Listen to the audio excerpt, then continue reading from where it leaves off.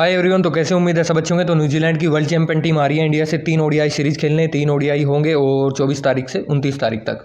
बाकी इन तीनों ओडीआई की बात करते हैं, इस सीरीज़ की बात करते हैं कि सीरीज़ में क्या हो सकता है। पंटर के पॉइंट ऑफ व्यू से देखेंगे इस सीरीज़ में कुछ पैसा बन सकता है या ट्रेडिंग हो सकती है या नहीं हो सकती है। और देखो न्यूजीलैंड की जो टीम है अभी वर्ल्ड चैंपियन बन के आई है, तो इनका जो कॉन्फिडेंस है वो काफ़ी अप है और इसी वजह से ये इंडिया पे भारी भी पड़ सकती है। हालांकि इंडिया में हराना इनके लिए काफ़ी मुश्किल होगा, लेकिन देखा जाए तो जब आप चाहे किसी भी फील्ड में हो, अगर आपका कॉन्फिडेंस हाई है तो आप उसमें एक अच्छी परफॉर्मेंस आपके मतलब होती है। आपका किसी भी फील्ड में हो, चाहे आप स्पोर्ट में हो, चाहे आप जॉब करते हो, आपका अगर कॉन्फिडेंस हाई है तो आपकी परफॉर्मेंस पे भी इसका फर्क पड़ता है। और यही आपके न्यूजीलैंड की टीम के साथ होगा। वर्ल्ड चैंपियन टीम है, वर्ल्ड कप उठा के आ रही है, तो काफ़ी हाई कॉन्फिडेंस है और इसी पॉइंट ऑफ व्यू से देखें तो सीरीज अच्छी बन सकती है। बाकी सीरीज की बात करते हैं, लास्ट में बात करेंगे। पंटर के पॉइंट ऑफ व्यू से देखेंगे, स्क्वाड देख लेते हैं पहले। न्यूजीलैंड की स्क्वाड देखते हैं। सोफी डिवाइन इनकी कैप्टन है और बूढ़ी हो चुकी है, वर्ल्ड कप में भी एक मैच में परफॉर्मेंस है। बाकी कोई खास इसके बल्ले से रन नहीं आ रहे। सूजी बैट्स कोई खास परफॉर्मेंस पूरे वर्ल्ड कप में नहीं है, लास्ट 2-3 साल से नहीं है। और अब मुझे ये भी समझ नहीं आ रहा ये संन्यास क्यों नहीं ले रही है। हालांकि जो वनडे है, वनडे काफ़ी टाइम से वुमेन नहीं खेली है, तो मुझे उम्मीद है कि बैट्स वनडे में रन बना के दिखा सकती है। उसके बाद है प्लीमर, एक अच्छी बैट्समैन है। उसके बाद ताहू ठीक ठाक एक औसत बॉलर है। पेसर है गेज ठीक ठाक है। हैलीडे एक और ज़बरदस्त न्यूजीलैंड का फ्यूचर। प्लीमर हो गई और हैलीडे हो गई, ये न्यूजीलैंड की टीम को आगे लेके जाने वाली होगी। कार्सन हो गई, टॉप क्लास बॉलर है और न्यूजीलैंड को वर्ल्ड चैंपियन बनाने में इसका काफ़ी अहम योगदान है।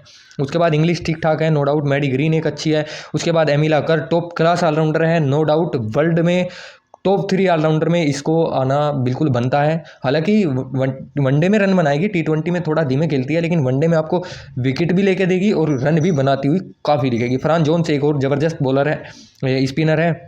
उसके बाद जैस्कर ठीक ठाक है और फेनफील्ड फोल्ड ये भी ठीक ठाक है, इतनी अच्छी नहीं है। बाकी देखा जाए तो न्यूजीलैंड की जो बॉलिंग है वो इसकी बैटिंग से कहीं स्ट्रॉन्ग है और वर्ल्ड कप में भी मैंने बताया था कि इनकी जो बॉलिंग है वो बैटिंग से कहीं ज़्यादा स्ट्रॉन्ग है। हालांकि फाइनल में इनकी बैटिंग ने भी अच्छा करके दिखाया है, जहाँ पर इनकी टीम को ज़रूरत पड़ी है बैटिंग से, वहाँ पर बैटिंग के भी रन आए हैं। बाकी इंडिया की स्क्वाड देख लेते हैं। हरमनप्रीत कौर इनकी कप्तान है। उसके बाद शेफाली वर्मा, ये उस मैच में रन बनाएगी, या तो विकेट पाटा हो या इंडिया 100 रन चेज कर रहा हो। स्मृति मंदाना इंडिया में रन बनाती हुई दिखेगी, बेशक बाहर और आईसीसी के टूर्नामेंट में इससे रन ना बने, लेकिन इंडिया में ये कंटिन्यू आपको रन बनाती हुई दिखेगी। रोड्रिगेज नो डाउट इंडिया का फ्यूचर है और ज़बरदस्त बैट्समैन है। आप ये समझ लो सेंस है इसके पास, बंदी के खेलने का तरीका है और सेलेक्टेड शॉट है, शॉट सेलेक्शन काफ़ी अच्छा है। और दूसरा इसमें मतलब काबिलियत है। और अभी हरमनप्रीत पे उंगलियां उठने लगी है वर्ल्ड कप के बाद कि इसको कैप्टनसी से हटाओ, और शायद हरमनप्रीत हट भी सकती है। तो रोड्रिगेज का नाम आगे आया है कि इसको कैप्टन बनाया जाए, लेकिन इस पर भी कुछ जो लीक है वो हुए हैं। और इससे ये पता लगता है कि जो इंडिया की टीम है, वुमेन की टीम है या किसी भी कोई भी टीम हो, इंडिया की जो टीम है उनमें अंदर कुछ ना कुछ चलता रहता है। जो हमें बाहर से दिखता है वो अंदर होता नहीं है। हमें लगता है बाहर से सब कुछ ठीक है, लेकिन अंदर सब कुछ ठीक नहीं होता है। उसके बाद Hemlata no doubt top class batsman है और वर्ल्ड कप में इंडिया का बाहर होना एक हेमलता को ना खिलाना भी मैं मानता हूँ। ये अगर बैटिंग पे आती, जिस तरह की ये फॉर्म में वर्ल्ड कप गई थी, फॉर्म को अपने साथ लेके, उस तरह की इसको, हालांकि इसको बैटिंग मिली नहीं है। उसके बाद भाटिया ठीक ठाक है, उमा छेत्री भी ठीक है। दीप्ति शर्मा बैट से भी और बॉल से भी दोनों से करती हुई दिखेगी, क्योंकि वनडे में रन बना सकती है, T20 में धीमी खेलती है, तो वनडे में इसका चल जाएगा और ये गारंटेड आपको रन बनाती हुई दिखेगी। और जो ड्रीम 11 वाले बंदे हैं उनके लिए दीप्ति सबसे बेस्ट रहेगी।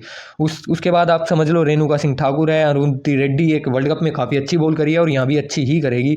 उसके बाद श्रेयंका पाटिल, सामिया ठाकुर और राधा यादव एक अच्छी स्पिनर है और आपको रन कंटिन्यू विकेट लेती हुई दिखेगी भी। बाकी इंडिया की बात करूँ तो देखो इंडिया की स्क्वाड में बैटिंग ठीक ठाक है, स्ट्रॉन्ग बैटिंग है। बॉलिंग में भी ऐसी कोई खास कमजोरी नहीं है, लेकिन देखा जाए न्यूजीलैंड की बॉलिंग से, तो न्यूजीलैंड की बॉलिंग से देखो तो जैसे एमिला कर हो गई, कार्सन हो गई, जोन्स हो गई, ताहू भी ठीक ठाक डाल लेती है। उसके बाद डिवाइन डाल लेती है, हैलीडे। तो देखा जाए तो न्यूजीलैंड की जैस्कर बॉलिंग जो है वो इंडिया की बॉलिंग से कहीं ज़्यादा स्ट्रॉन्ग है। हालांकि इंडिया की बैटिंग काफ़ी स्ट्रॉन्ग है, तो देखा जाए इंडिया की बैटिंग वर्सेस न्यूजीलैंड की बॉलिंग होगा मैच, ये मुकाबला। हेड टू हेड दोनों के लास्ट 10 मैचों को देख लेते हैं। न्यूजीलैंड ने जीते हैं 6 मैच और इंडिया ने जीते हैं 4 मैच। लास्ट 3 मैच में देखे तो एक मैच में न्यूजीलैंड ने 260 रन बनाए, उसको इंडिया चेज नहीं कर पाया और न्यूजीलैंड उसको 60 रन से जीता। एक मैच में न्यूजीलैंड ने 251 रन बनाए और इंडिया उसको 6 विकेट से जीत गया। उस एक मैच में न्यूजीलैंड डकवर्थ लुइस नियम से जीत गया। तो देखा जाए तो लास्ट 6 मैच में से न्यूजीलैंड के ज़्यादा, 10 मैच में से न्यूजीलैंड ने ज़्यादा मैच जीते और लास्ट 3 मैच में से भी जो ओडीआई है उनमें से भी न्यूजीलैंड ने ज़्यादा जीते हैं। तो शायद न्यूजीलैंड का पलड़ा भारी है, लेकिन अगर इंडिया भारी है न्यूजीलैंड की टीम पे तो उसका रीज़न है इंडिया में मैच है और इंडिया को इंडिया में हराना मुश्किल है, क्योंकि इंडिया की जो टीम है वो विकेट अपने हिसाब से बनाएगी, पिच अपने हिसाब से होगा, तो सब कुछ आप ही डिसाइड करोगे। तो शायद आप इंडिया न्यूजीलैंड को हरा सकती है और इंडिया मैच भी सीरीज भी जीत जाएगी, शायद 2-1, या आप ये समझ लो एक अच्छी सीरीज होने की पूरी पूरी उम्मीद है। और मैं ये मान के चल रहा हूँ इस सीरीज में अगर हम तीनों मैच भी खेलते हैं और 50 पैसे के भाव से एंट्री करके चलते हैं तो शायद हम इस मैच में लॉस में नहीं जाएंगे। और एक मैच, क्योंकि जैसे इंडिया की स्क्वाड हो गई, मैं आपको बता दूं, जैसे इंडिया में नीचे आती है दीप्ति शर्मा, उसके बाद आ गई पाटिल, श्रेयंका पाटिल, ये रन बना लेती है। तो जैसे इंडिया की जैसे 4-5 विकेट हो गई तो वहाँ पे इंडिया जैकपॉट दे सकती है। और न्यूजीलैंड की जो टीम है, इनकी जैसी बॉलर है, एमिला कर है, गार्सन है, जोन्स है और कार्सन और जोन्स है, जेस्कर है, ये आपको डिपेंड का जैकपॉट दे सकते हैं। जैसे 190 रन न्यूजीलैंड को डिपेंड करना हो, या इंडिया को 270-80 के आसपास चेज करना हो। हालांकि वो उम्मीद नहीं है न्यूजीलैंड इतना बना पाएगी, लेकिन हाँ न्यूजीलैंड 200 के आसपास का डिपेंड कर सकती है। हालांकि 200 पे आसपास अच्छा मैच बनने के पूरे पूरे चांस है। बाकी देखा जाए तो लास्ट 10 मैच में से न्यूजीलैंड का पलड़ा काफ़ी भारी है और 3 मैच में से भी न्यूजीलैंड ने ज़्यादा जीते हैं, लेकिन मैं इंडिया के साथ रहूँगा क्योंकि इंडिया में मैच है। और उस हिसाब से देखें तो मैच अच्छे बनने पसंद है। 50 पैसे से अगर आप लोग एंट्री करते हो तो लॉस में नहीं जाओगे इस सीरीज़ में।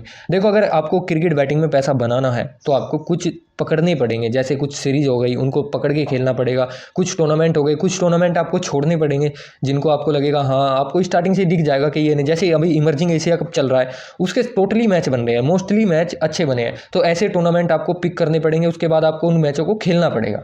तो चाहे आप डिफेंस से खेलो या चेस से खेलो, तो उसी तरह तभी आप इस लाइन में पैसा बना सकते हो। अदरवाइज ये सब नहीं कर रहे हो आप तो पैसा बनाना मुश्किल हो जाएगा। बाकी जो फाइनल एंट्री है, जो भी मैच में जमेगा, हमें समझ आएगा कि हाँ इस मैच पे एंट्री होनी चाहिए, ये भाव है यहाँ पे अच्छा लग रहा है, तो उसकी फाइनल एंट्री मैं आपको अपने टेलीग्राम चैनल पर दूंगा। टेलीग्राम चैनल का लिंक जो है डिस्क्रिप्शन में है, वहाँ से आप चैनल ज्वाइन कर सकते हो। बाकी मिलते हैं आपको टेलीग्राम पर ही लाइव मैच में, जो भी कुछ कंडीशन होगी वो मिलते हैं।